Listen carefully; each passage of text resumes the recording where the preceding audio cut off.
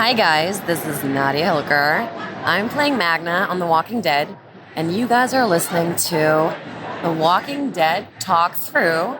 I hope you guys enjoy this podcast, and I'm sending you all my love. Bye! Hello, my name is Cassie McClincy. I play Lydia on The Walking Dead, and you're listening to The Walking Dead Talk Through. Yeah! Hey there guys, I'm Callan McAuliffe and you're listening to The Walking Dead Talk Through on Talk Through Media. Hey, I'm Lindsley Register and I play Laura on The Walking Dead. You're listening to The Walking Dead Talk Through on Talk Through Media. Hey, this is Ross Marquand and you're listening to The Walking Dead Talk Through. Awesome.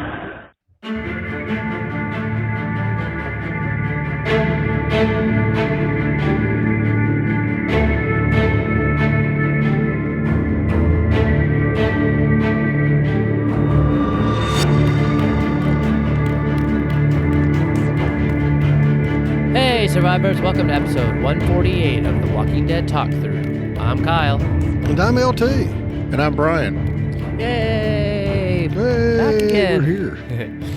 Yeah, I'm not going to stay for the whole show again, but it's good to come for, at least some of it. Yep. I'm busy. We all are, but happy that you could join us. All right, well, we'll be covering The Walking Dead Season 11, Episode 20, titled What's Been Lost. But first, we're going to cover feedback from the previous episode of The Walking Dead Season 11, Episode 19, titled Variant. And this came from Ivan from Minnesota. He got it in after we recorded, so we'll cover it here. And thanks for putting it in, Ivan. Just that goes for everybody. Don't feel free that if it passes deadline, you can't comment. We will cover it.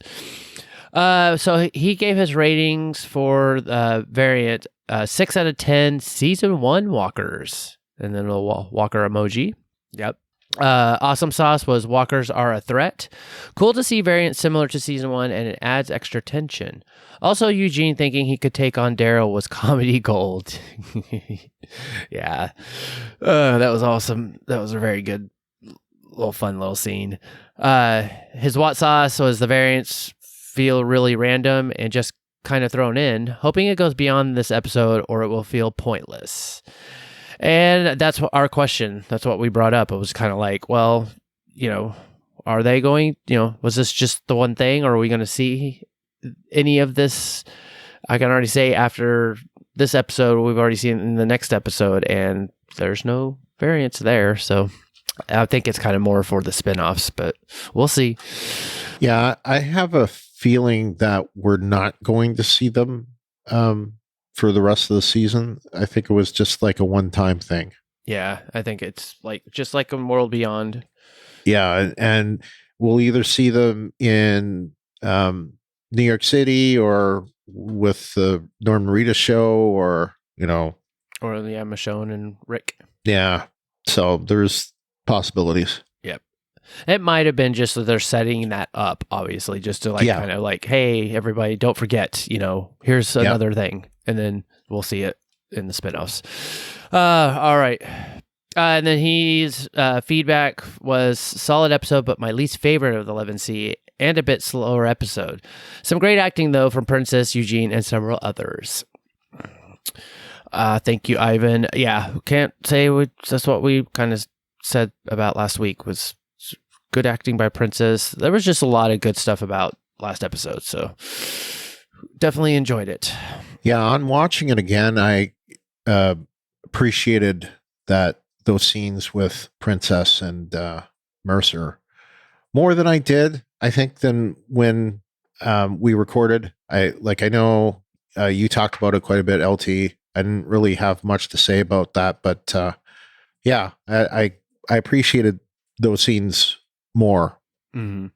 And I'm gonna, in this episode, I kind of had, or one of my awesomes was, I'll talk about it, but it's kind of like, I feel like we're getting these great character-driven, emotional, really powerful, scenes. Even Eugene and Yumiko had one this episode, but it's like they're really kind of, they're doing good. So they are. It's good to see. It's been a good combination of writing, directing, and acting. It's hitting on all cylinders, I think. Yep. At the right time. Yep. Because if any time you want the show to hit on all cylinders, you want it to hit as it's ending, because we've seen some shows that kind of fade away and it's not pretty. Yeah, or they end up rushing it because, we have to end it, and then it gets totally botched. Battlestar. Yeah. Game of Thrones. Yeah. Yeah. Or you end up with episodes like, Dr. Crusher makes out with a ghost and Data's wearing masks. And I told you not to light the candle. Anyway. All right. Well, let's get on to this show. All right. Well, we are going to talk about season 11, episode 20, titled "What's Been Lost." Written by Erik Mountain and directed by Aisha Tyler. Description from AMC Plus is Daryl and Carol investigate the whereabouts of their friends after Pamela disappears them from the Commonwealth. Ooh. All right. Let's go into I gotta just say, I love that name, Erik Mountain. He should be a hulk of a man, and if he isn't, I'd be kind of disappointed if I saw the guy and he was like, some it's like tiny, like some shrimpy guy. It just he sounds like some big Viking dude. So yeah. Well, that's Or a professional wrestler. Or a professional wrestler, sorry. or linebacker, defensive end, that kind of thing. Yeah. It's funny. Well, with our luck, it's probably pronounced Montaigne or something else. Montaigne. Our guess. Okay. All right. Well, let's go into our ratings. LT, what'd you give this episode? Well, I gave this episode a 9.5 out of 10. After all this, Lance got the point. Oh, good. I gave it a 9.5. Miss Yumiko Punch Out. Ding, ding, ding. KO. Damn, LT. It's funny. I was going to say it. I don't know if I should, but I'm going to say it anyway. Why not? And I originally gave it a 9, but I'm going to up it to a 9.5. Not out of peer pressure. Not 9.5. Hornsby's straight as an arrow. Oh, that you still use it. There's no. Yep. Yeah, it's not exactly the same. No, but yeah. So great, awesome. Yeah, and I wasn't sure they were going to officially say he was dead until I watched Talking Dead, and they did. Made it official. They made it official. Well, they should. Well, I mean, yeah, but for the love of God, he was laying there going, yeah. And there's no reason for him to come back with there's only 4 episodes left. It just seems like there's so much more going on. So he says he got a good fitting death at the hand of Carol. And I would say if he does come back, he will be zombie Hornsby. Right, exactly. And that could happen. And, I just realized that what rating I should have given was 9.5. Oh, that's just the way it is. Some things will never change. Goodness. All right. Well, that takes us into our listener ratings. And our first one comes from Deanna from Detroit. And she says, 9 out of 10, Carol and Daryl back together again. Yes, just like the old days. And it's hearts in the eye emoji times 2. Yep. Glenn from Toronto gives it a 7 out of 10. Lance Hornsby, the pain in the neck. That's a good one. Yep. Renee from Fairburn says 10 out of 10. Pamela is so fake with what kind of... That's an eye roll, sir. An eye roll. I will never get emojis. I can see straight through her like a fake Gucci bag. Shrug, shrug. Fake Gucci bag. It's funny. And Mike from Asheville get a 9.2 out of 10. Shot through the H neck. That's shot through the neck. I was gonna go there, and I was kind of Well, it's our Bon Jovi moment. Yep. Emma from the UK gives it 8.5 out of 10. Only reason it's not higher is that I just wish we were moving the story forward a tiny bit quicker. Not long to go now, guys. I think we'll get there. I mean, I don't know. Like, we'll see. I mean, they've definitely, they only have so many episodes left. Next episode is definitely like, it's just, you'll see. It's like, I think that moves the story a little bit more, but it kind of like does kind of take us away from the Commonwealth. So it's just, we got more to go.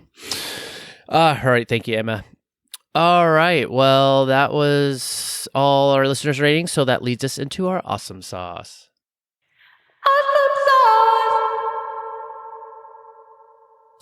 All right. Our first awesome sauce comes from Deanna from Detroit. And she says, watching Daryl and Carol snap into action as the dynamic duo once again. Loved it. Oh, go ahead. Yeah, I was just like, can't disagree. I wanted to write all my Carol stuff too, but then of course, once I saw everybody's feedback, I'm like, okay, you guys, you hit it all. So I don't have to add anything. So Glenn from Toronto says, Carol's past feats honored, especially with that callback to the excellent Season 5, Episode 1, No Sanctuary. Walker Terminus Blast and ending with that crack arrow shot to Lance's neck. Don't mess with Carol the badass. Indeed. Emma from the UK says, Carol calls Ezekiel Zeke. Cute. I'd never heard her call her that, so I was surprised. Lance looking deranged after his traumatizing experience in the cell and smashing Sebastian's head in. Well, it wasn't Sebastian's head that he smashed. It was the guy with the dead eyes. His henchman guy. I don't remember his name, but it was he had those like very, that's the only word I can say, dead eyes. Yeah. So but anyway, he basically fed him to Sebastian. Yep.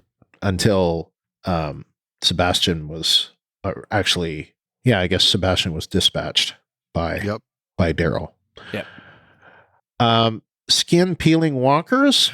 Yeah, that seems to be a thing. That was something that carried over from last week. Mm-hmm. Yumiko refuses to do Pamela's bidding. Yes. In fact, that was probably my favorite, one of two favorite things of this episode. And the other one Emma gets is Hornsby takes a bolt through the neck. So, yep, I agree. Yep. Yeah, I have to give or just comment on the Yumiko refusing Pamela, because it was like she was so torn through the whole episode of like what to do, and it was nice to see basically her. And it was when she was talking to Eugene about what to do that they figured something out to basically like kind of pull the rug out from under Pamela, and just surprised me too. It was just like awesome. Like she turned this around. So yeah.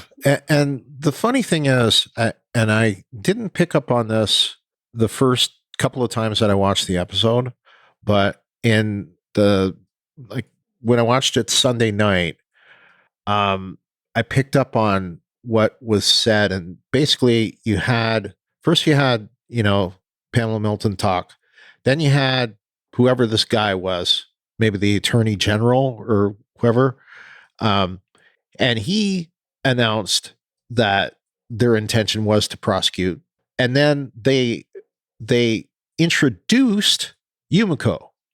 They didn't say that Yumiko was going to be the prosecutor. Mm-hmm. They just introduced her, right? So I don't know if she realized that right then, but in watching it, like a third time, I was kind of like, well, they just gave her an opportunity to pull the rug from out from under them, because they didn't say that she's going to prosecute. Right. They just introduced her. So they didn't really set up what she was going to do, only that she was going to be involved with the case. Right. And that's, maybe that's what, I'd have to go back and look to, see if I catch that. But anyway, Go back, watch it. You'll see what I mean. Yeah. There was just this opening, and it was just one of those things where it's like, yeah, they didn't say she was going to be the prosecutor. They just said they were going to prosecute, and here's Yumiko, who, And they introduced her as a the Bright Star attorney. Yeah, that's all they did. They didn't say our brightest prosecutor. Here you go. Right. They just said, here's this great attorney that, so Yeah. because that totally, it's almost like, a fight, one of those dumb press conferences before, a championship match or whatever. Oh yeah. And it's funny. I saw Rocky IV on the other day. And they had one of those stupid trumped up press conferences, with Ivan Drago and what's his name? Carl Weathers' character. Anyway, and Apollo Creed. Apollo Creed, right. And it's just, it's all just set up to have this crazy news conference. But yeah. So I'll have to definitely no take another different look. is what I'm saying. Yeah, for sure. No, it was good though. All right. Well, thank you, Emma. Next comes from Renee from Fairburn, and her awesome sauce is Carol and Daryl back together again, like the dynamic duo that they are. The only other duo that's better is Rick and Michonne, of course. And I think even Renee commented to Dietta's feedback, I think, was saying like, oh my gosh, like I said the exact same thing you did. It's like two minds think alike. And then she says, Carol letting Lance know that he could not pretend with her because she's the queen of pretending.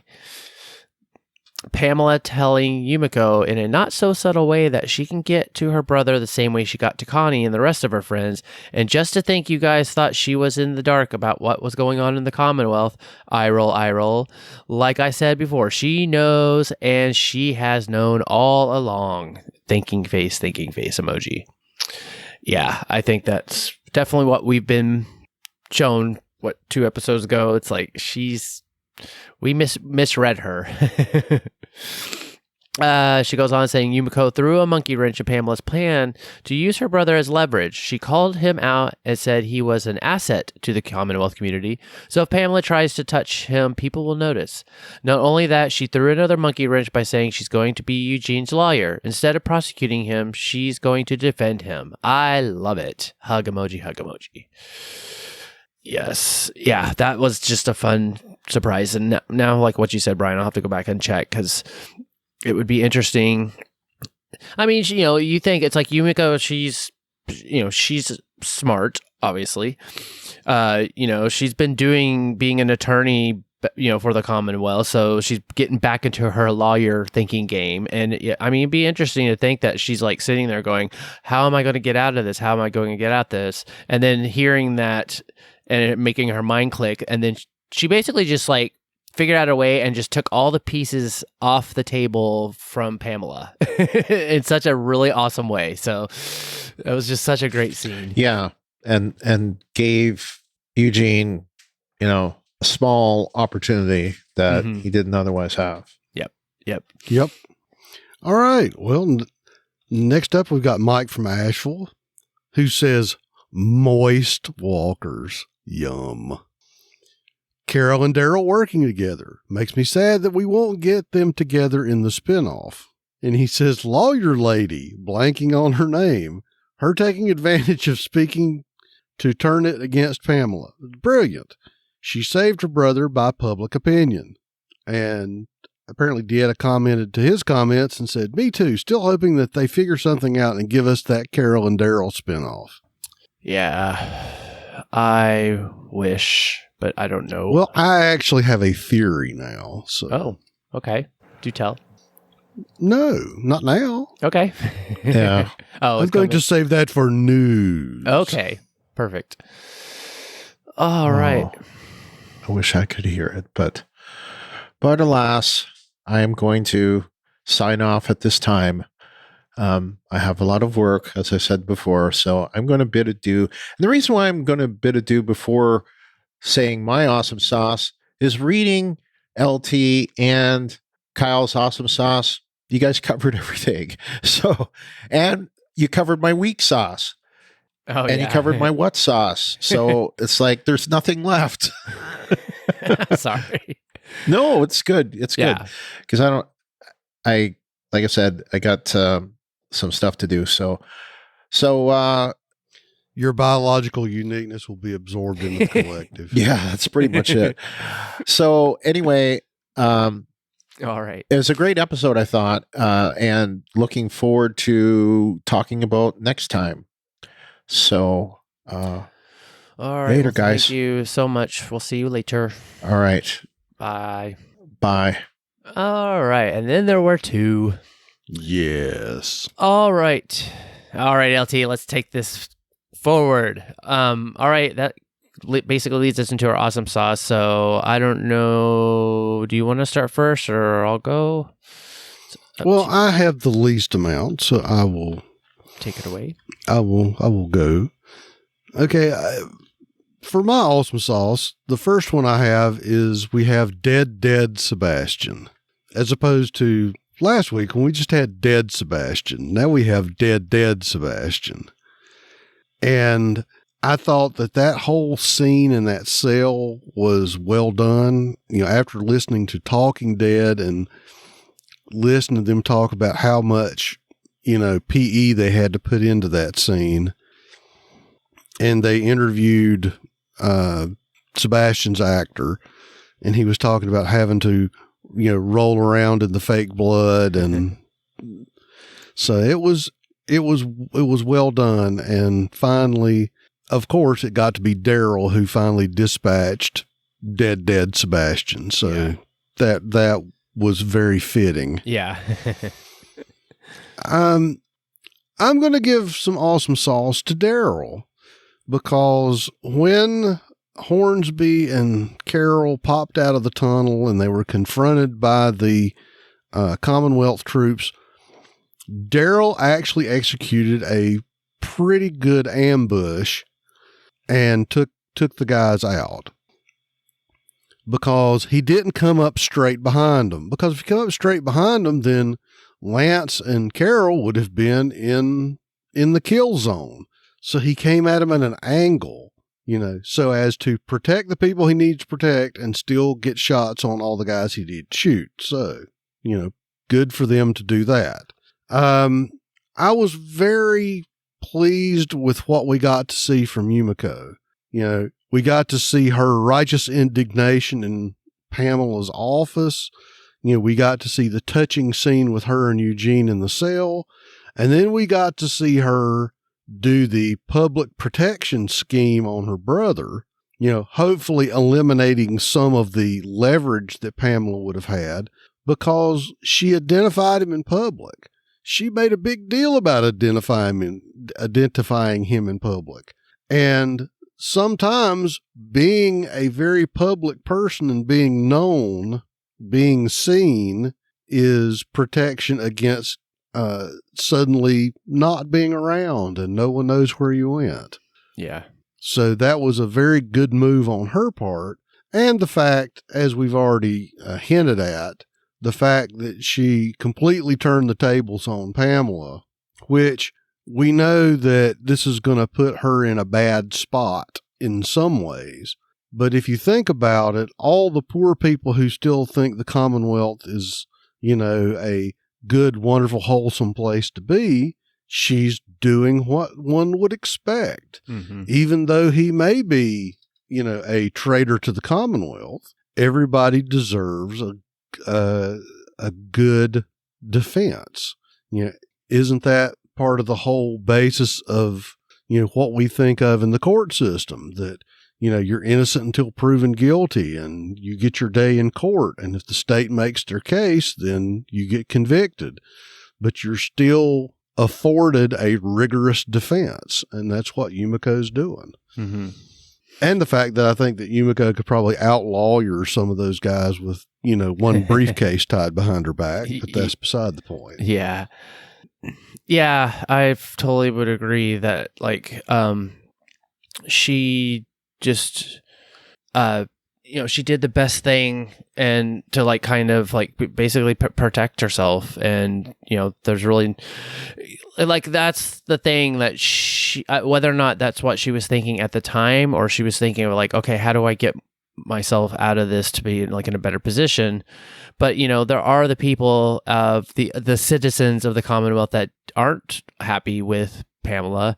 And you're right. It's like, okay, if Pamela's all like, oh, we're law and order, and we want justice and this and that, and we're trying to force Yumiko to be like, like the prosecutor of her own friend, but like, who would they have as his defense? They like, it would, like, it almost kind of like Pamela probably thinks that it's like, oh, it doesn't matter, I can just do whatever I want. And this at least this way, it's going to lend it to more of an actual legit kind of like right. Prosecution. It's not just going to be a show kangaroo court show trial. Yeah, which people like that seemed to be, especially like, Yumiko's brother was just all like, oh, hey, but, or even like Mercer said last week or whatever. It's just like, it could be worse. And so everybody's kind of either like they just deal with it saying, oh yeah, that's just what they do. But hey, I've got a roof over my head,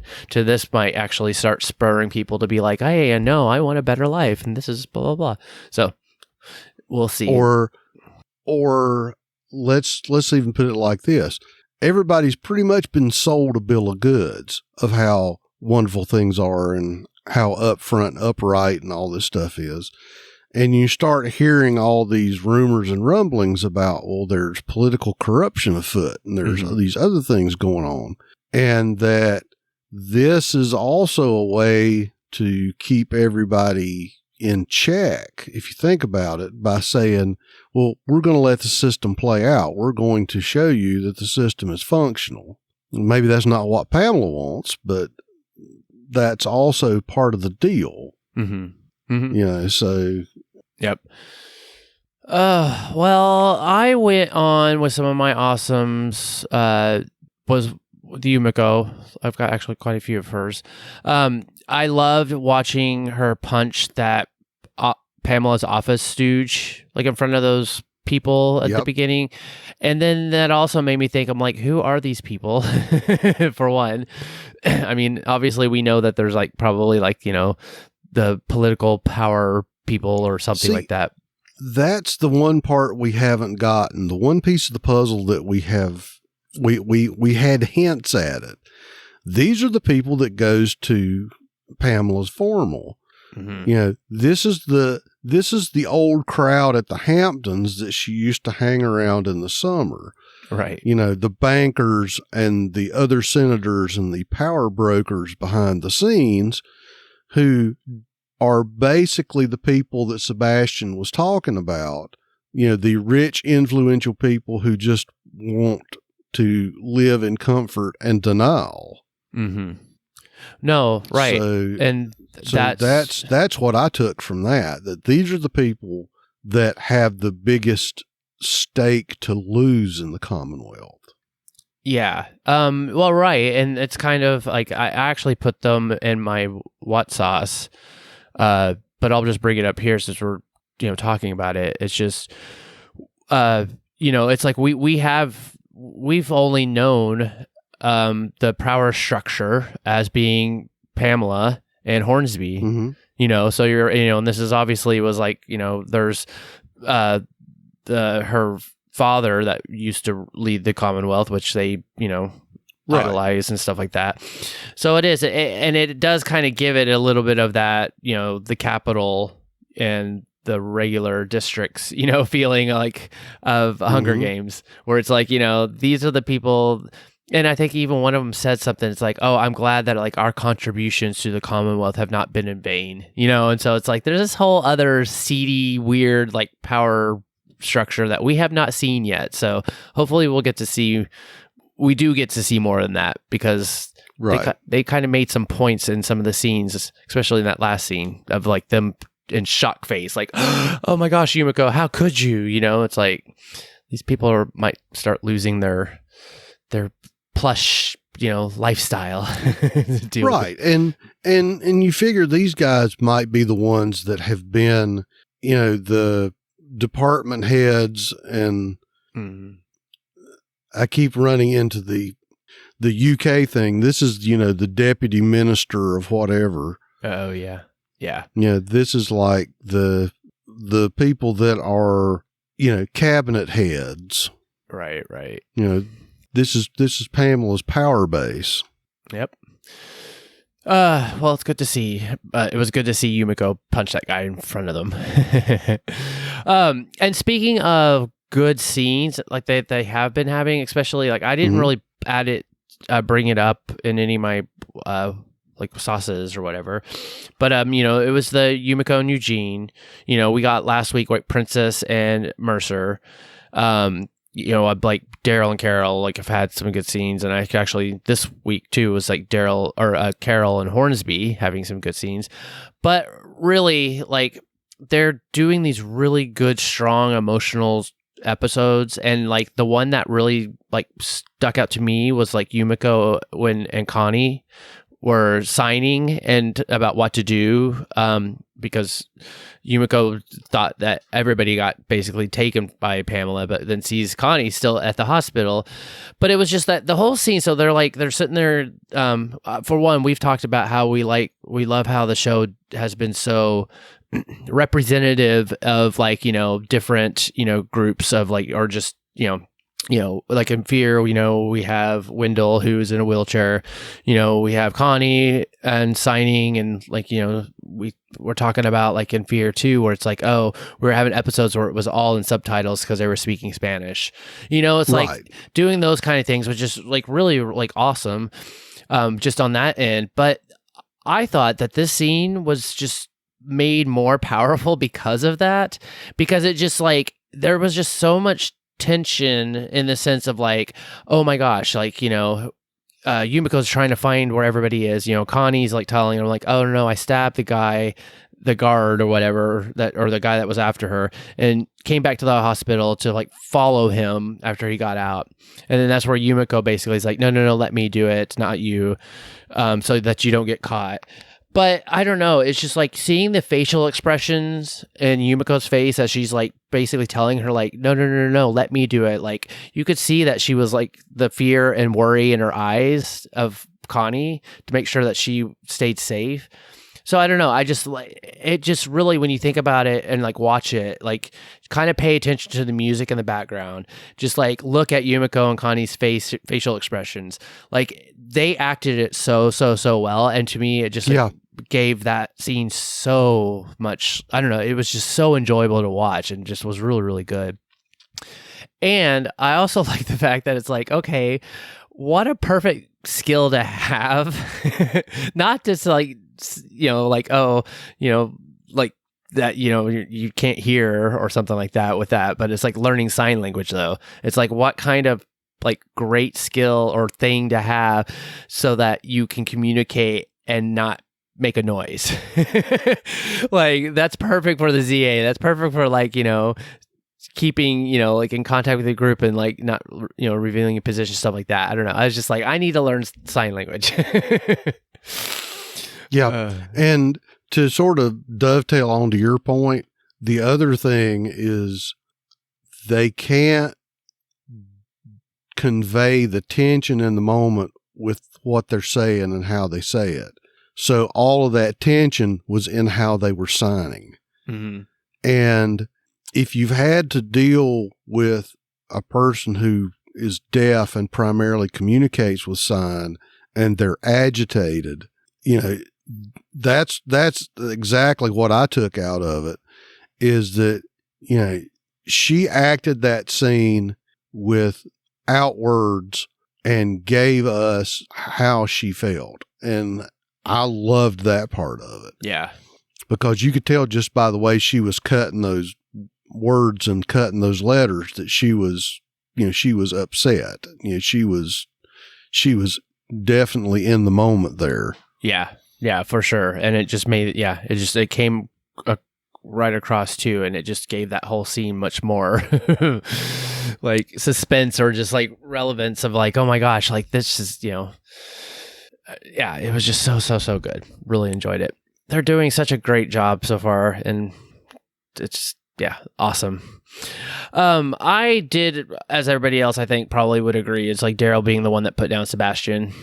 I thought that was awesome. I think that was like another kind of like the stab wound or the stabbing Lance in the hand a couple episodes ago. Just being told like don't do it or whatever, and he does it anyways, just being like, I'm gonna take one little clip.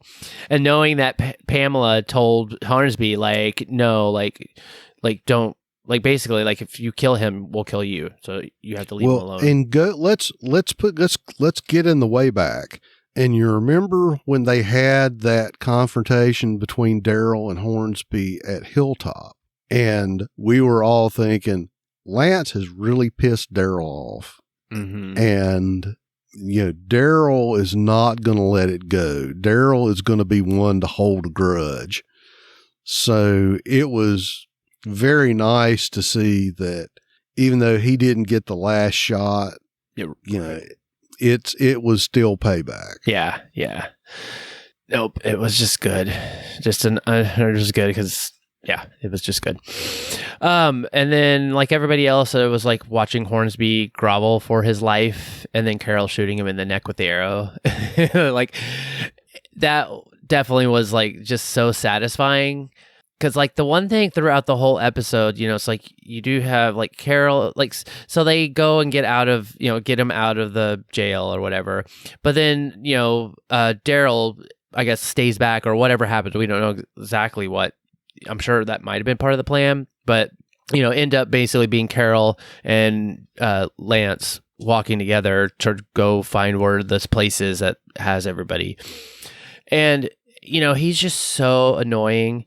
And he's like that total snake car, like used car salesman, little political slithering snake. That's like the way he talks and how he like tries to like, he was saying like, I hope Daryl's going to be okay. And then Carol's all like, shut up. Like, you can't pull that on me. And then he kept like bringing up like, oh, do you want the Commonwealth to fall? It's like, what about the children? Blah, blah, blah. And she's like, not my problem. Like, he was trying so hard to like do his thing to try to get her to like let her guard down or, kind of. He weaseled as hard as he could weasel. Yep. And sat there hanging. Yeah. So anyways, it was just very satisfying to see Carol just like, and for them to even let him, like they were like, no, like basically they played with him so hard that they were just like, okay, yeah. It's like, he was like, are you going to kill me? And they're like, no. It's like, we'll let you go or like have a head start. It's our like, basically, he's like, I can't survive out here and blah, blah, blah. Anyways, they let him walk away, and I'm sure that they had that gun there for him to grab, knowing that like he would try to do something. And then I don't know if that's just like for them to just justify why they were going to kill him. I don't know if it was, but I'm going to have to complain about that later. Okay. I felt like there's no way they would have just left that available knowing him. But anyways, just regardless, he took his one last chance and then met his end by Carol, which was awesome. That is probably, no, it's actually, I put it in my notes that I was going to use that as this week's blog post, but it wasn't him dying. It was just that scene where Carol and Daryl are standing, they're in the background, and then Lance is walking away, but you see his face and you see them behind him.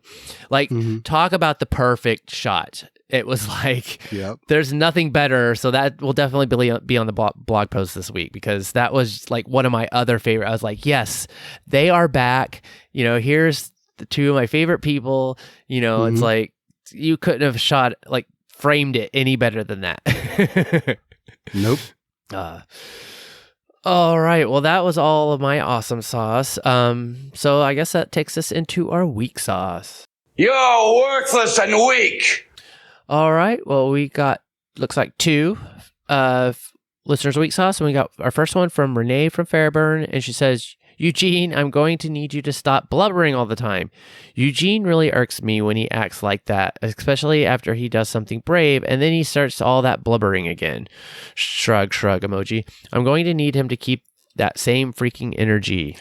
Yeah, he does have a tendency to break down a little. Yeah. And so our other bit of weak sauce from listeners is Emma from the UK, who says, if that guy at the start is trying to kill Daryl, wouldn't he have grabbed the knife Daryl was reaching for and just stab him with it? Mm-hmm. Yeah, or take the knife out of your shoulder, perhaps. Yeah. Oh, all right. Well, that was all of our listeners' weak sauce. So let's get into ours. And it looks like I'll let you take it away, LT. Okay.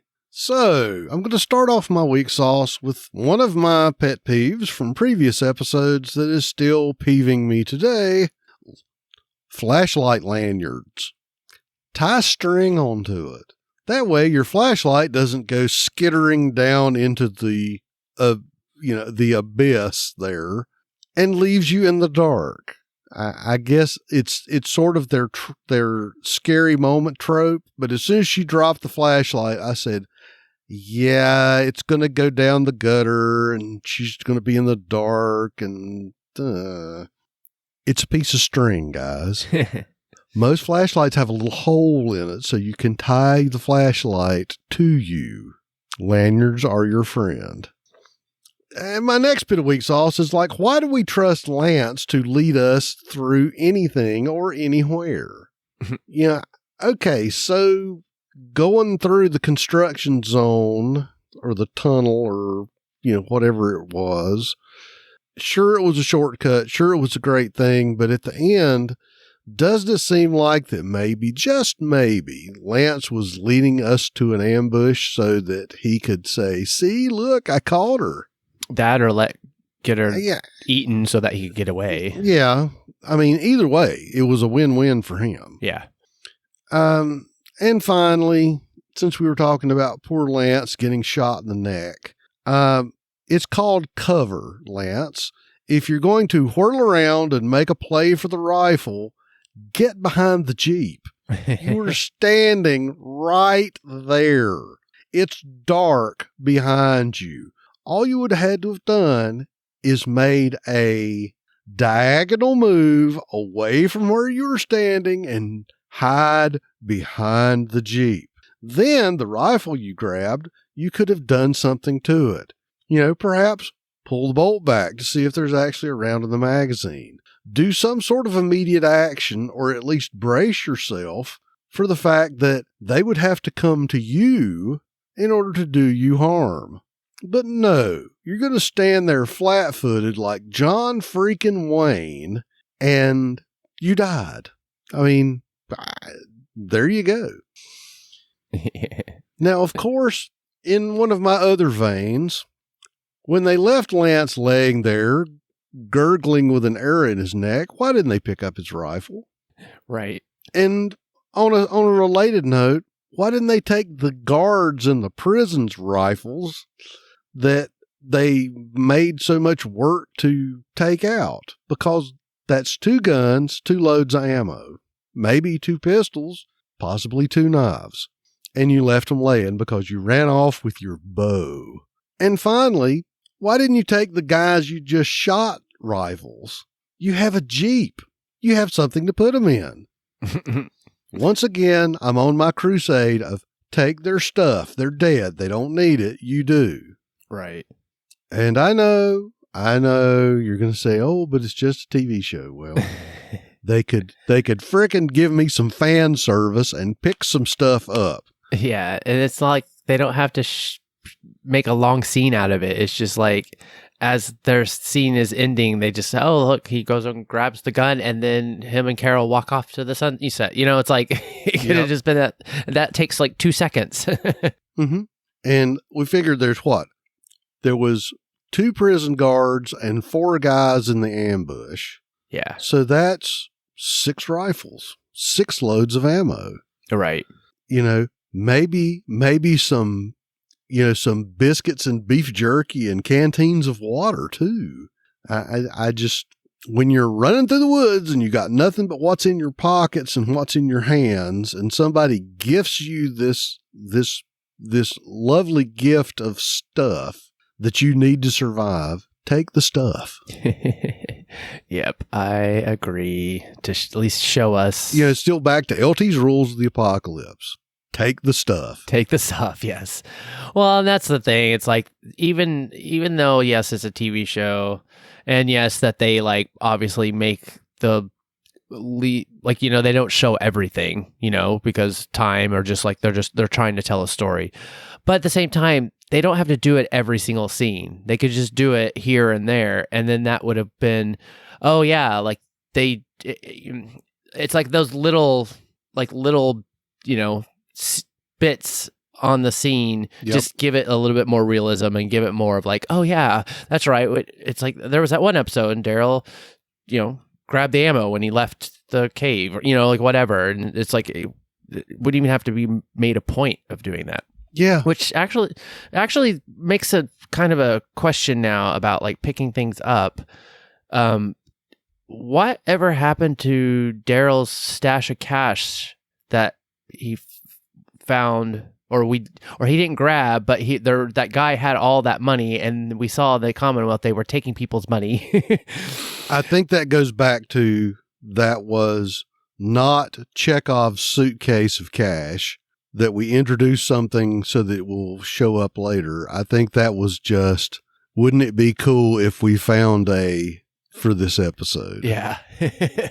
I just like popped in my head. I'm like, oh, that's right. We talked about that. Thinking like, oh, he's going to do something to destabilize the Commonwealth. Well, it doesn't look like that's necessarily going to be needed now. Yes, I'm going to introduce my suitcase of 100 so that I will destabilize the economy and create inflation. Well, I mean, it could have been something they would have gone with. Oh, yeah, you can throw the money out in the crowd at Founders Day or whatever, and people going screaming around, being like, "Oh, money!" Well, on this whole riff of talking about guards and rifles, so the prison where Hornsby was, from what we saw, he was guarded by like two guards.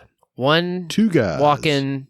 Yeah, one kind of, well, I guess one was at the end of the hallway that Daryl took out, and the other one had his back to him and was walking down the hallway, And Carol, not too long before that, was just saying that it's not going to be easy to get in there. And then it just like...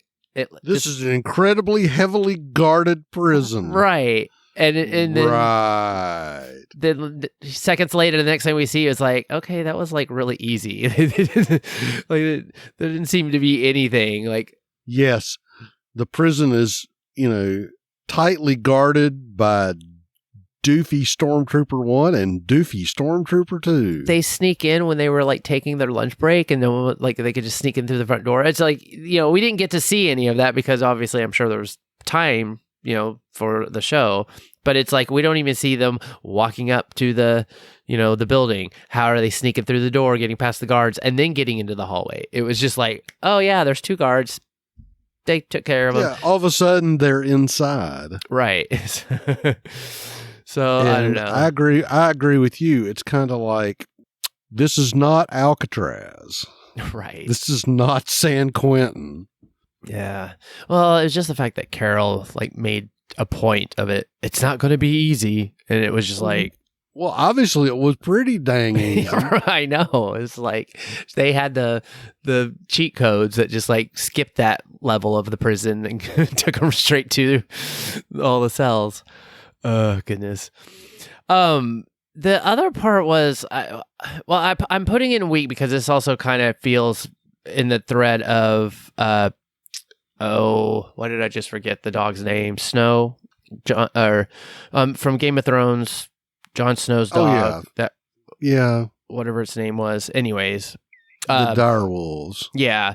But the one where basically it's like, oh, we saw one episode and then you never saw it again. And then all of a sudden, right. At the end, he got patted on the head and smile. I don't know, whatever. So it's like, Daryl when he's with Carol, like said that like, oh, like I got jumped by Pamela's people or whatever. He's like, I got jumped and they took dog. They even took dog.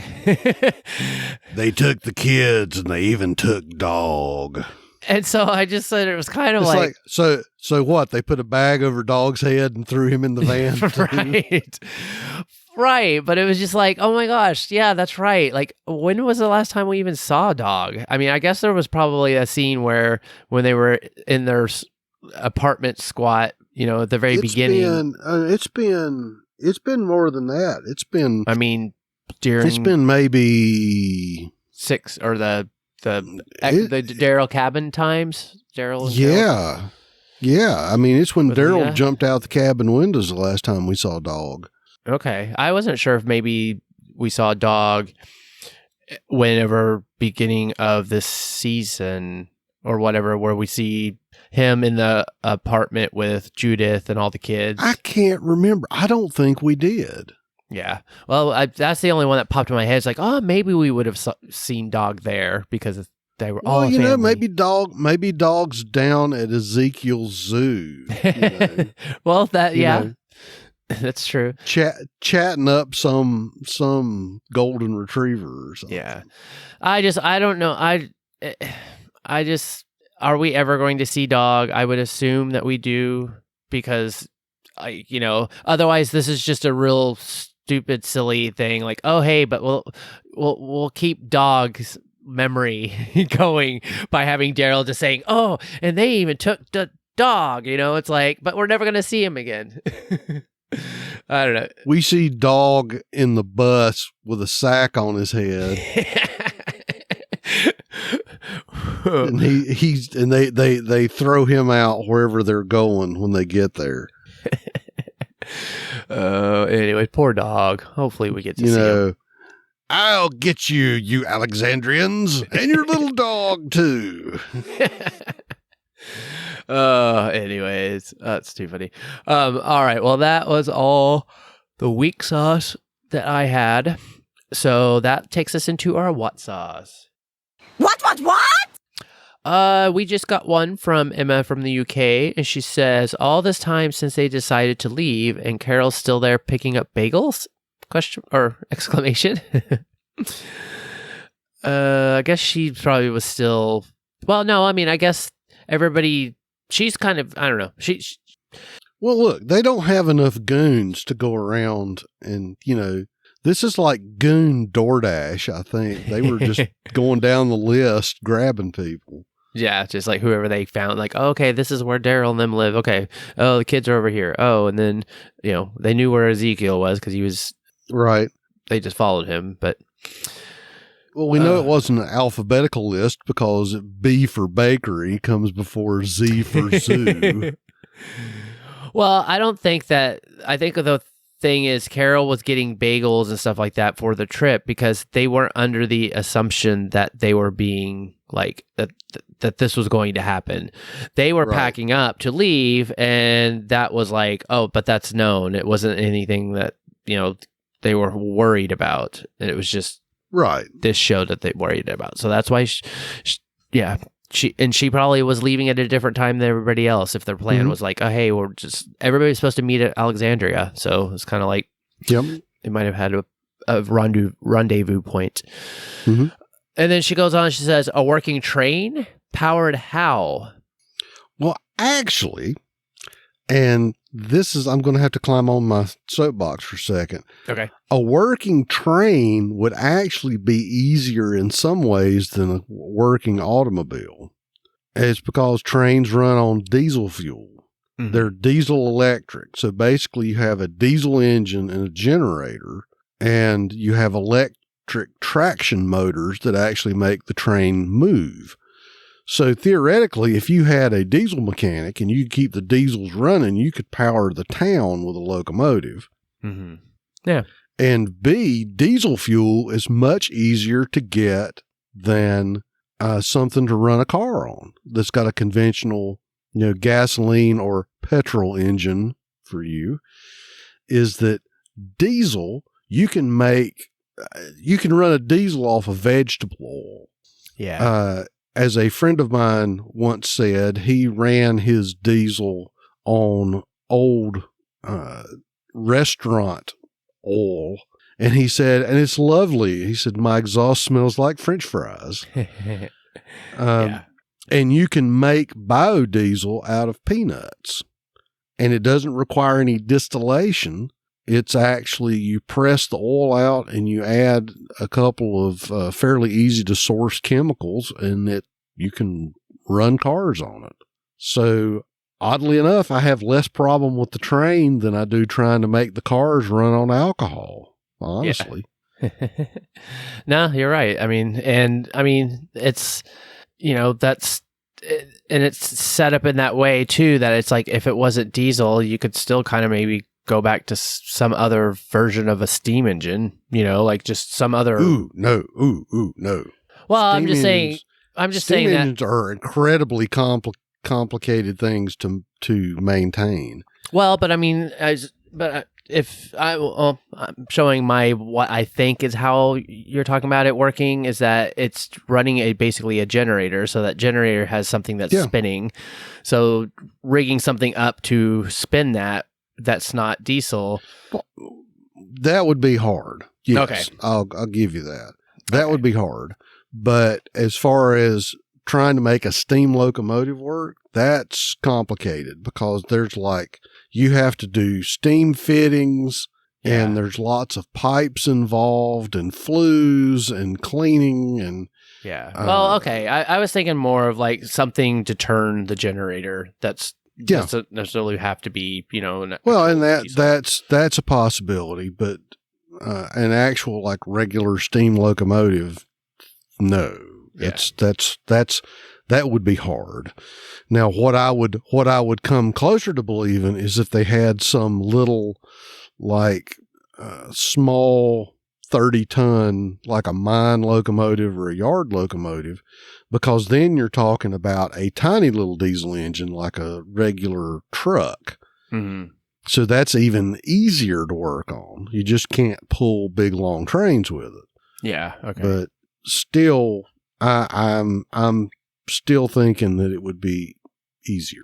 But that's just me. No, and that's definitely a good point to be making about why a train would be more believable than a car, and I would agree. And if you think about this, the reason that railroads came before highways is the train could go faster. Tracks are theoretically easier to maintain than asphalt, and you can transport more goods more efficiently with trains. Because even now, if you look at the price per ton mile, trains are still cheaper than trucks. It's economy of scale. Yeah, that's true. And I guarantee you it would be easier to maintain right away for a railroad than it would be to maintain a roadbed. Yeah. No, I would agree with that. It's definitely. All right. Well, she goes on and she says, "Where are they taking our guys and why?" CRM vibes? Well, see, I haven't seen it yet, but I'm thinking back to my infrastructure deal is if you're going to have power plants, you have to run them off something, coal, oil, some kind of something that burns and makes energy that way. Because I don't see them having enough, I won't say technical know-how, but solar is complicated. Solar is finicky. Solar is not easy. Wind turbines are not easy or simple. So you still go back to what will be the easiest thing to do, have a coal-fired steam turbine generator kind of deal. Yeah. And, natural resources still come out of the ground and from the earth.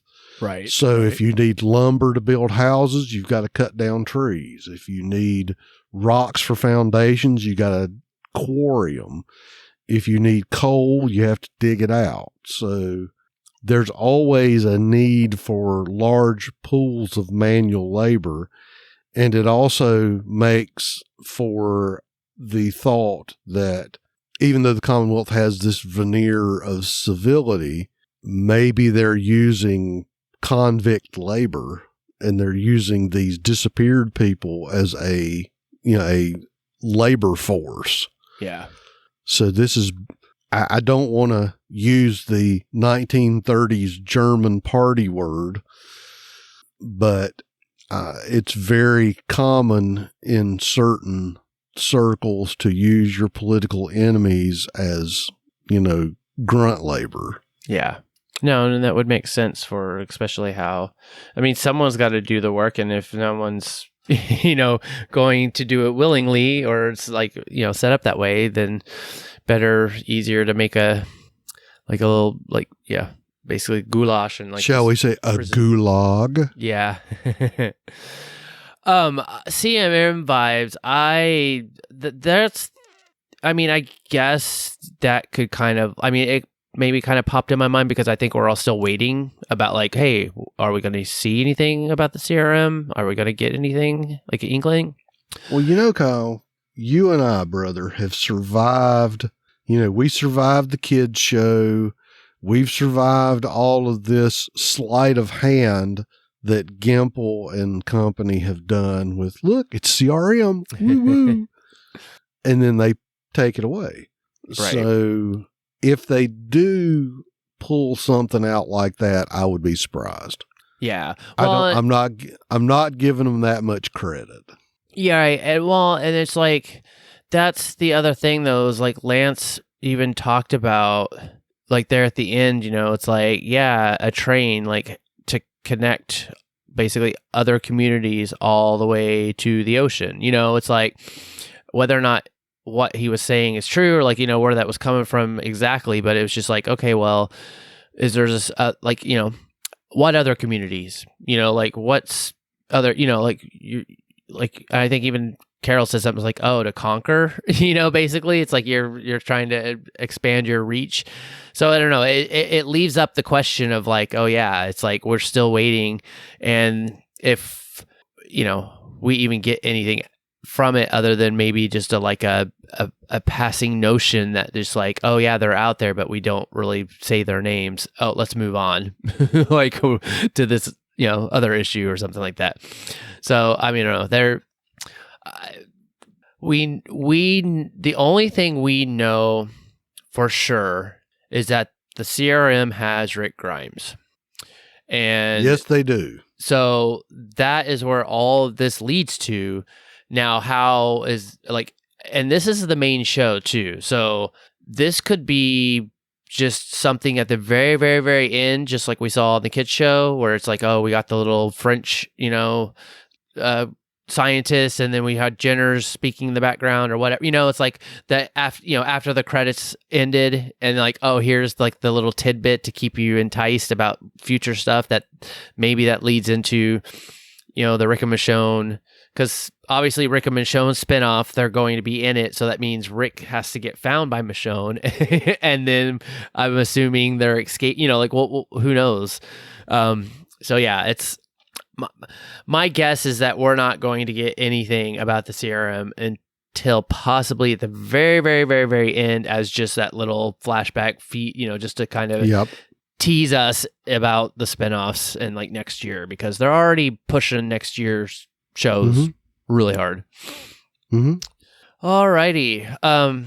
Okay, well, that was it for our listeners' What Sauce, so that goes into ours. I see that you didn't have any. I'll just go. I think I pretty well weaked everything. Yeah, and I think mine was about those bigwigs meeting with Pamela, and we kind of already talked about that. So it's just kind of I part of me did get that whole Hunger Games Capital vibe. So I'm kind of looking forward or hoping that we get to see them meet an untimely or violent death, because it's just I don't know, we'll see. It's kind of this is, I feel our first actual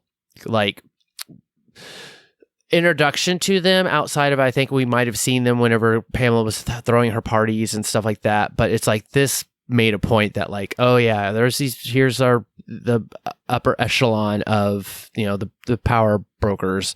And I'm hoping we get to at least get a little bit more about how this is all set up. And if you think about it, we saw them in the background at the big woo-woo dance that, so I guess it's been a year, because wasn't it the Founders Day ball that they were having? Oh, yeah. Yeah.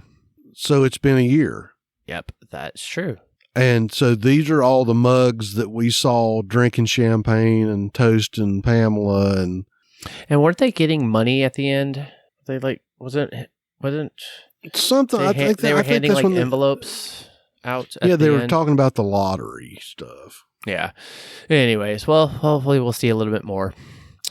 All right. Well, we did not get any oh hell no sauces from our listeners, so that leads us into our sad and aw sauce. Aww. And I just looked again, and we didn't get any sad or aw sauce because I don't think there was really anything too sad. Well, no, there was nothing. The only thing that you could probably throw in there is the look on Pamela's face when she walked into that cell. Oh, yeah. And she saw that her poor dead son was actually dead now. I think that that's the closest thing to, passing as any sadness. Yeah. Which we know that once she saw Lance's coin there in the residue, her expression kind of changed. And you could argue that it was kind of, sad from an emotional standpoint when Eugene cried. Mm-hmm. Yeah. But really, that was about it. There was not a lot of sad in this one. Yeah. No ahs either. All right. Well, then that leads us into our feedback. We can talk about it. Done talking. Time to listen. All right. Well, Renee sent us another voicemail for this week. So let me... Woo! Yay. Let me play it now. Hi, guys. This is Renee from Fairburn. I am calling in about The Walking Dead. I am so happy, but not happy that the House of Dragons has come to an end. And I'm happy that C is over, and I'm happy that Rings of Power is over, because it was like Wednesday, The Handmaid's Tale, Thursday was C, Friday was Rings of Power, and Sunday, The Walking Dead and the House of Dragons. And now I can just concentrate on my main show, which of course is The Walking Dead. And I said I was going to check out Interview with the Vampire, but I have not really heard a lot of hype about the Interview with the Vampire. So maybe once I don't have anything to look at, I'll go back and watch that. But this episode, it was good to me. And like I have been saying all the time, Pamela, it was complicit in everything that was going on in the Commonwealth. She just used Lance as a puppet because that's what he was. It's like, sir, you have no authority. I have no idea why you felt that you had authority, but you never had authority. It was always Pamela pulling the strings. And it's like, Lance, how dare you try to bullshit the ultimate bullshitter, which is Carol. I mean, she can spot bullshit a mile away because, like I said, she's the great pretender. Like, you cannot pretend with her because she's the great pretender. It's like, sir, have several seats because you're messing with the wrong person. I mean, she put on this facade as if she's sweet and innocent. At the end of the day, she's a killer. She's a stone cold killer. And Lance, you got exactly what you deserve. The stone cold killer put an arrow through your neck, and you got exactly what you deserve. I'm like Daryl. You were not going to be able to redeem yourself. No. You did a little too much, and guess what? I have already allowed Negan to redeem himself. You are not going to be able to redeem yourself at all. But and like I said on my feedback with Yumiko, I think that was a great move. It really was, like, to call out her brother so that Pamela, sleazy looking self, could not, use him as a pawn, because that's what she wanted to do. And like I said, Pamela, she looks sleazy with her little thin lips. She just looks sleazy to me. She hold her lips like really tight. You know how sleazy people, I don't know. She have her lips, it's like, ma'am, you in this power suit, and I'm gonna need you to have several seats, because you're not going to be able to ever stop, our game. You're not. And like I said on the Facebook page, I'm looking forward to see how they're going to maneuver their way out of it, because of course they are. But it was so many Jeeps and stormtroopers, following the train. I cannot wait to see it. And I'm hoping that the end of the season that they're going to lead us to Rick Grimes. It's like, enough with it already. I'm ready to see Rick Grimes. I really seriously am. I have been staying down with the show because I am that type of person. I'm going to be a rider. I am a ride or die. That's my personality. But I really want to see Rick. I really do. I just need to see Rick and just get some type of closure. What I really want, what it is that I'm looking forward to, is him finding out about RJ. I want that so bad. Like, I want to see that. I want to see his reaction.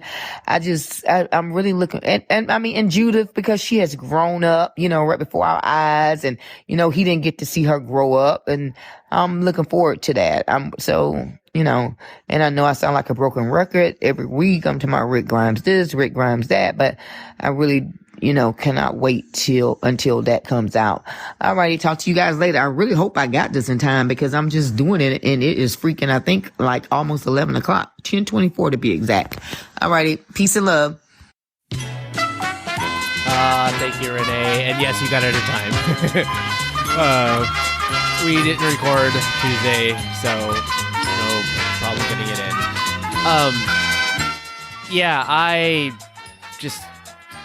Well, for one, I have not been able to see House of Dragons, Ring of Powers, even though I do have Amazon, not whatever, HBO Max, but just can't afford to be paying for all these different streamings. So I'm waiting until like something, because I know T-Mobile has been doing a lot of like where they're giving, like they're taking, like I get Netflix through them, so I'm kind of hoping that they'll do a Hulu special where they like will pay for it for a year, and then I can catch up on Handmaid, and then maybe they'll HBO Max, because it's like they don't do what do you call it, like a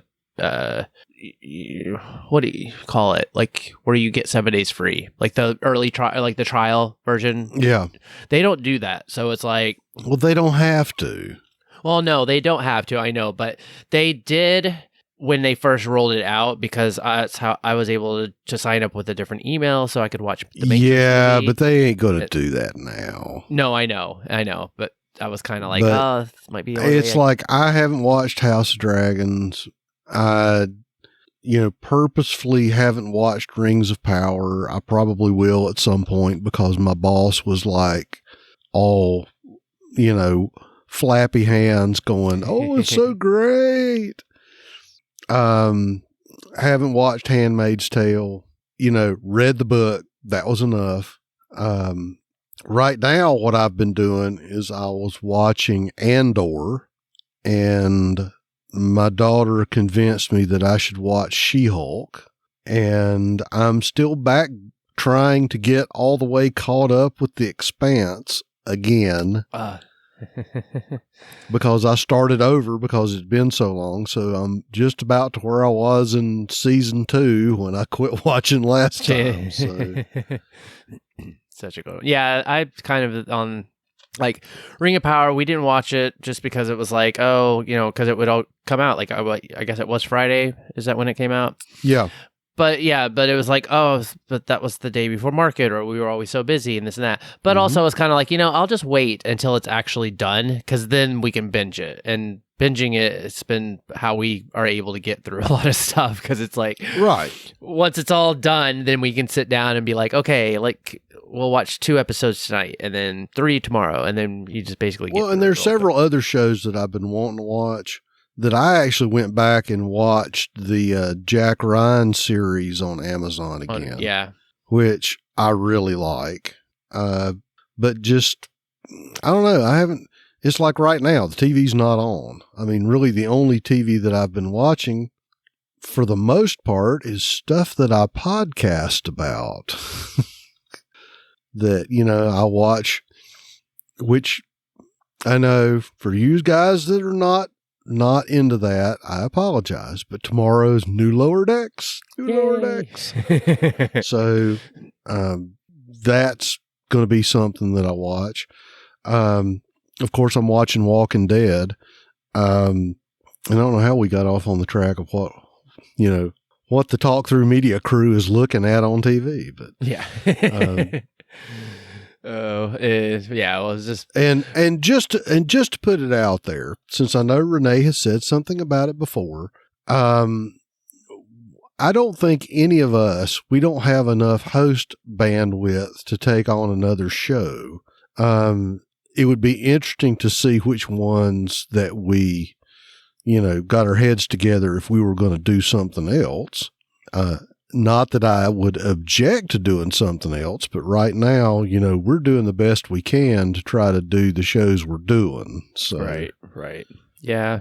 And well, that'll be down the line. We'll get off of Talk Through Media. There's future endeavors. Well, I was going to say, there's another evil project that I am contemplating, but the problem is I have to get buy-in to do it. So, Alrighty.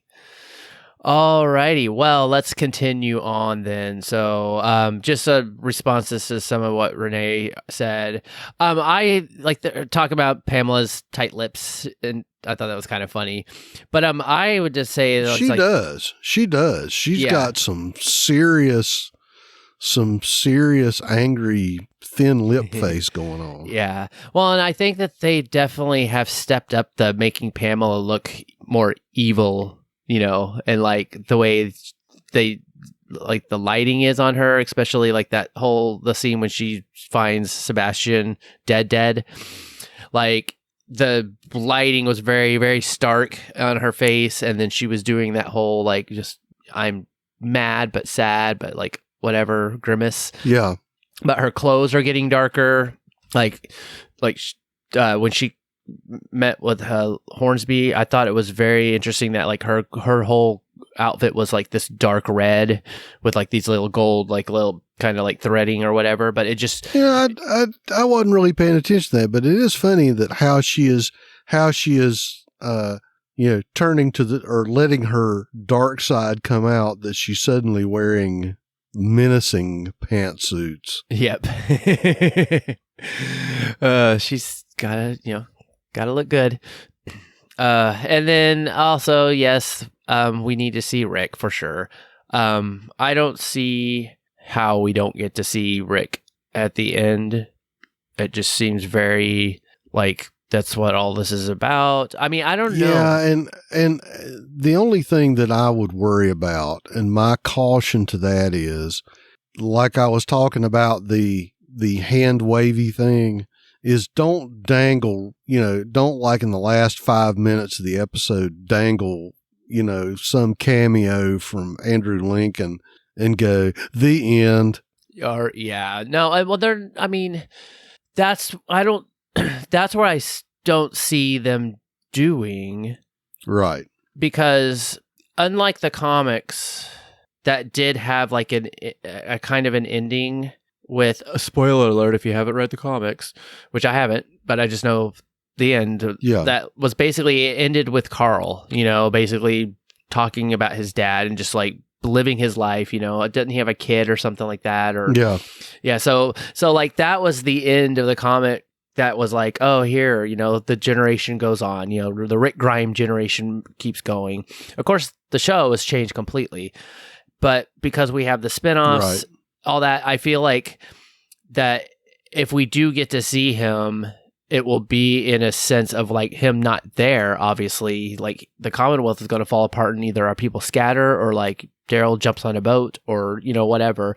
But like, they have to. I just feel like they have to give us some kind of break. Maybe it's just a little bit of like we see him. Well, I'm hoping that they at least give us a decent resolution, and they don't go all George R.R. Martin. Yeah, well, I just feel like they're going to tie into the Rick and Michonne show. I think that whatever they do for the last episode, it's going to be a lot of fan service. It's hopefully going to make everybody happy, but they're going to set up all of these spinoffs. Yes, that's exactly. They're going to leave it with enough of a question that they can. I would say we know that Daryl's getting a show. We know about Negan and Maggie. We know about that they're going to bring Rick and Michonne back, but I would bet that they leave it open-ended enough that we could have a Carol spinoff in a couple of years, or we could do, Jerry and Nabila set up, Kingdom 2.0, or, I think that they're hopefully smart enough to leave it a little open-ended. Yeah, exactly. I think that's kind of what I'm expecting as well. Oh, all right. Well, thank you, Renee, as always, for the feedback or the voicemail. She did give a little written feedback and just saying another solid episode. They had a lot of Jeeps and stormtroopers surrounding that train, so can't wait to see how our peeps get out of this one. I know it's going to be epic. Lancey Boy didn't know Daryl was a tracker. He was looking like a straight duck when he saw Daryl. Yep. Yes, he was. So, next up's Dieta from Detroit, who says, it's about to go down. Don't nobody mess with our group, and Pam is about to learn today. Pamela's conniving is writing a check she cannot cash. Hornsby got a well-deserved kill. I really thought Carol was going to end him earlier when he led her into that cave with the dead, then left her to fight them. He thought he was going to get the upper hand, and she has several rolling on the floor laughing faces. Joke's on him. Where are they taking our people? So it's apparent there are more communities just a hop and a skip away, seeing as how they all showed up at Pamela's office to converse about the ongoings of the Commonwealth. Shrug, shrug. And what roads are they taking? Because as much time as our people spent on the roads and woods they have never crossed, the time and distance ain't adding up. She says, I know, suspension of disbelief. Overall, another awesome episode. They are not playing with this last season, and I am here for it all. Yep. That's an interesting thought. I didn't think that those people in Pamela's office were from other communities. I thought that those were just, like more of the higher, like the first class people, like in like Snowpiercer. Like they were the first class, like passengers, and then everybody else is in, the back. I watched that twice, so I did not catch anything of them talking about they were from outside the Commonwealth, but we do know that there's other communities out there that Pamela and Milton are interested in, it seems. Well, I think they're from Commonwealth Uptown. Yeah. Well, we don't know. There might be just like, it's not necessarily like, in center. Yeah. Like, well, think about it. All we have seen is the crappy apartments that they were doing the military training in and that they were cleaning out. We've seen the crappy apartments that everybody lives in.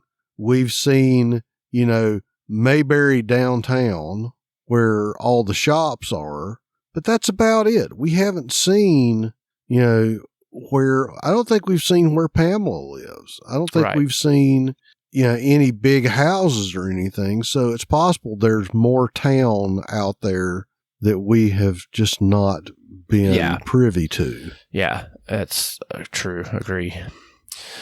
All right. Well, thank you, Dieta. Next is Mike from Asheville, and he says, Pamela is evil. A train! Exclamation. Hornsby shot through the neck. So satisfying. Indeed. Oh, wow. Okay, and finally we have Glennis from Toronto. She starts off by saying, it's good to see Daryl and Carol working together again after the fallout over Connie. When those two are in sync, there's nobody that can beat them. Just need Rick Grimes to make it perfect. And she goes, Parenthesis, just saying, winky. An excellent Lance jailbreak too by Carol and Daryl. But that dark tunnel action with the walkers was hard to see all the action, but that face-off walker was a pretty good effect.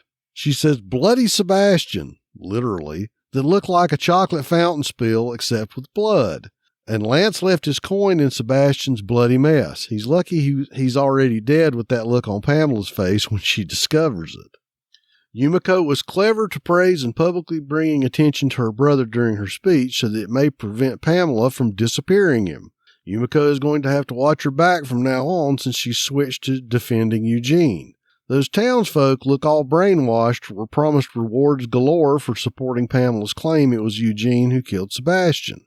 And she goes, I'm surprised that Pamela is even a bigger baddie than Lance, so Pamela hid her true colors very well, as it's on her orders, not Lance's, that the survivor group had been kidnapped and squirreled away to somewhere.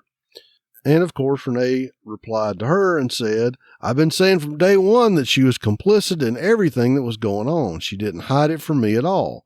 When you're the head honcho and a politician at that, you stay abreast of everything that's going on around you. You just choose, operative word, a choice, to ignore it until your hands start getting dirty. Then you come in and try to put that on others as well, i.e. Eugene. It's the same thing that's going on now in the present real life. Yep, politics, schmolitics. It's always a mess. Oh, thank you, Glynis. Yeah, no, you hit a lot of what I think everybody kind of got out of this episode. It was just a great Daryl and Carol working together and got some really good scenes. And a nice little twist at the end with Yumiko. Yep. And a train. So, more to come. And a train. All right. Well, thank you everyone for your feedback. Did you have anything else to add? Well, I'm going to throw it out here now that I was talking to a good friend of mine, and I kind of see where they're going with all this. Is I think that next year we're going to get, as we've said, we're going to get Negan Maggie, we're going to get Rick and Michonne, and we're going to get Daryl's big road trip. What I think they'll do next is we've got whatever they do with Fear. And I think theoretically what they're going to do is once they shut Fear down, which I'm thinking that Fear's demise is coming. So I think then they're going to take the characters from Fear that people like, and they're going to take the characters from the main show that they like, and they're going to start doing more of these little spin-off shows, or maybe they're going to take some of the characters and start like a World Beyond-ish kind of thing that maybe get one established character and some new people. Because my feeling is in the future, they're going to try to keep the train rolling, and we're going to see maybe a new series in development, or we're going to see more of these short-term miniseries / anthology shows, because I don't think AMC is going to let their, God, that's 2 train analogies in a row. I don't think they're going to let their gravy train get away. Yeah. They'll write it for as long as they can, because it's their IP. You know, this is like they've had it for so long, and it's, you know, it brings in the subscriptions to their apps, money, and all that. So, I mean, I just, you know, there's still a lot of stories to tell, you know. There are. So it's like, and I think it's just going to be a matter of how they decide they're going to do it. Do it right. And in what, kind of format, or what pairing, or what, you know, this or that, because they built the universe, you know, off of Kirkman's comic, and, you know, it's kind of like, it was kind of nice to see Tales where we got more of like early Apocalypse stuff, which to me, I'm still interested to see stuff like that, because, you know, there's still that scariness and that thrilling of like, oh yeah, like what is the, you know, it's the beginning, like they're like the threats aren't really necessarily like where we're at now, where it's all the political and the human element. The walkers were still a threat, and there was like, being alone or being cut off, that kind of stuff. So it's like we got a little bit of that in Tales. So I'm kind of looking forward to like maybe revisiting some of the start or early, and obviously we'll have our main characters or, going in the future. The Daryl spinoff, I think, is where, to me, feels where that could lead into a new, basically, main show. Because that's just it's a whole different country, different continent. We have no idea what's been going on over there. So yeah, and like we saw that little clip from World Beyond. So it's like, to me, I'm like, there's that just opened up a door to a whole lot of new stuff for a main show that can just keep going on. Because as far as we know, there's really no cure or anything about dealing with walkers. We don't know what caused it, like, the virus, it's like just going to be something that is just always going to be there. So, it's like it could still go on a long time before whoever's still left alive that has scientists and like studying it, that they could eradicate it. And that may be just something that can never happen. So anyways, all right, well, I guess then if that's all we've got, let's go into our news, ratings, and info. There's a couple weird stories on the news. All right. What ratings this week? Well, The Walking Dead for season 11, episode 20, got a 0.30 in the 1849 with a 1.355 million viewers, 0.48 in the 2554, and a 0.79 in the 50 plus. So that was down a little compared to last week's, just a little. Season 11, episode 19 got a 0.31 in the 1849 with 1.358 million viewers. So what is that? 3,000? Yeah. And a 0.51 in the 2554 and a 0.80 in the 50 plus. So we got a little bit of a drop off this week. Talking Dead actually went up. Season 11, episode 20 of The Talking Dead got a 0.05 in the 1849 with 320,000 viewers. From season 11, episode 19 last week, 0.04 in the 1849 with 282,000 viewers. Just to do some comparison with the other shows, Interview with the Vampire, which is another AMC plus or AMC current push. This week got a 0.10 in the 1849 with 469,000, 0.616 in the 2554, and a 0.28 in the 50 plus. Actually, that was up, it looks like, from last week, which got a 0.09 in the 1849 with 445,000 viewers, a 0.14 in the 2554, and a 0.27 in the 50 plus. So I guess we got it went up with the graying demographic, but apparently still did not do as well with the younger ones. Yep. Nope. House of Dragons this week got a 0.46 in the 1849 with 1.846 million, 0.70 in the 2554, and a 1.04 in the 50 plus. Wow. Yeah. So compared to last week was a 0.1 or 0.36 in the 1849 with 1.559 million. A 0.57 in the 2554 and a 0.90 in the 50 plus. House of Dragons this week was the finale, right? I think that's why it was up. It was the season finale. Yeah, I was thinking that just happened, so that would make that sense of that moving up. So interesting. Parrots. We got Parrots for October 15th to the 21st, but for some reason I checked on the website. We didn't get any from October 8th to the 14th. And there was they had a deal about explosive or news or something shows for that week, but it was behind a payroll. So I don't know why it got skipped, but they obviously did something different. So, this on the Parrots, last week, The Walking Dead was at number 5 with 62.6 times the demand of an average show. And the week that was the 8th to the 14th, it was down at number 8 with 57.9 times the demand of an average show. So it made a pretty big jump. Yeah, it did. And, Game of Thrones obviously is still way up there. It's like at 106.8 times the demand. Stranger Things is second. SpongeBob SquarePants is third. Saturday Night Live was fourth, and then The Walking Dead was fifth. I think we talked about it. Go ahead. I was going to say, and oddly enough, this week, Dahmer fell out of the top 10, and we see a return of My Hero Academia.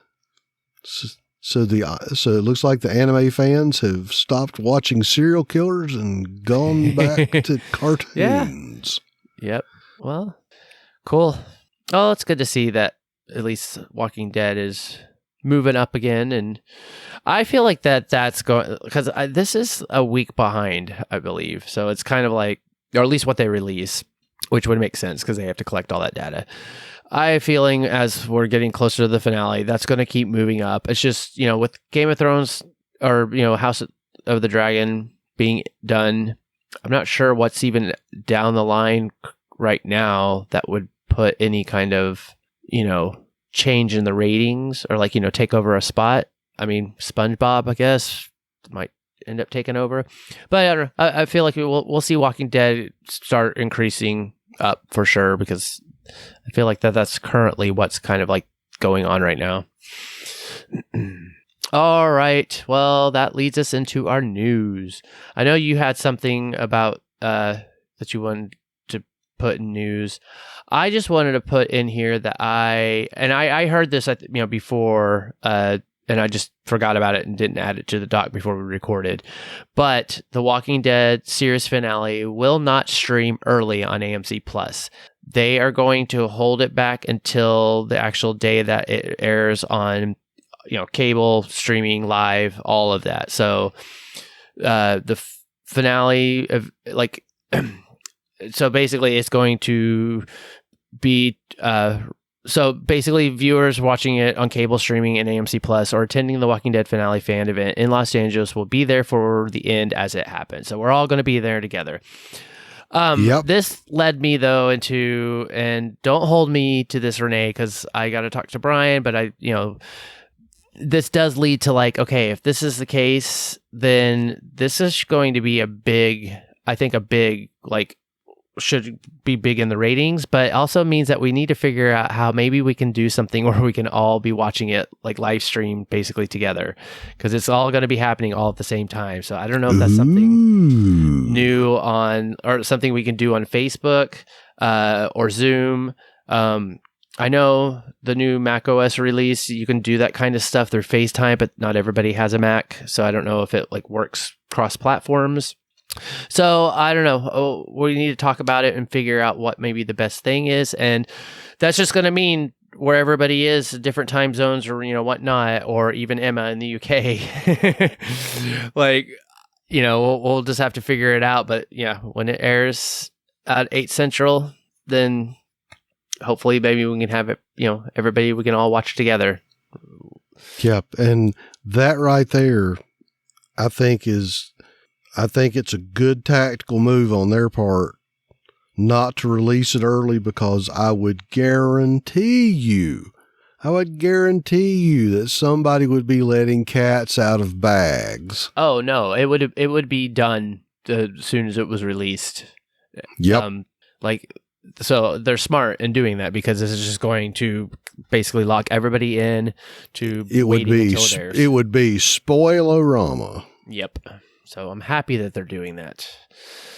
All right. Well, did you have any news that you wanted to share? I think that's about it. I was going to throw my theory about what AMC is going to do next. So if it's already done that, we can go ahead. All right. Well, then, LT, why don't you tell people how to interact with us? I shall. We want to encourage you to follow us on Twitter and Instagram. That's at Walking Dead TTM. To submit your theories and feedback, most people post in our designated episode thread in our Facebook group, facebook.com/groups/WalkingDeadTTM. You can send us email, That's Walking Dead at talkthroughmedia.com. You can also use our feedback form on the webpage. That's at talkthroughmedia.com/feedback. If you'd like to leave us voicemail, remember you can call 216-232-6146. And all of our new episodes are on YouTube. Just search for Talk Through Media and remember to subscribe and click that bell to get notified when we have new videos. Those videos go out first before the podcast does. And to support us, like and review the Talk Through Media Facebook page. You can find that at facebook.com/talkthroughmedia. And as always, the best way you can support us is in our Patreon. You can find that at patreon.com/walkingdeadtalkthrough. And we would like to thank our Patreon supporters, Mike Rollo, Scott Kerr, Renee Murray, Dieta Patterson, that guy over there, Lawrence Todd. Hello. And this guy, me, Kyle McAdams. Remember that Mike, Scott, Dieta, and Renee will be getting an early episode of a version of the episode this week. You can subscribe to us in Apple Podcasts or your podcast client of choice. And while you're there, give us a rating or review. You can also leave us a review at podchaser.com. There you can actually rate individual episodes or the whole podcast. And as always, remember to share our posts on Facebook and Twitter when we post them, or tell a friend. Word of mouth is the best way to get us new listeners. All right. Well, what else can be listened to our network? Brian is still working on the Star Trek Discovery, or the Star Trek podcast with Strange New Worlds. Are all of those out? I don't know if you've done any. I don't think we have done the finale. I think the finale's still in process. Okay.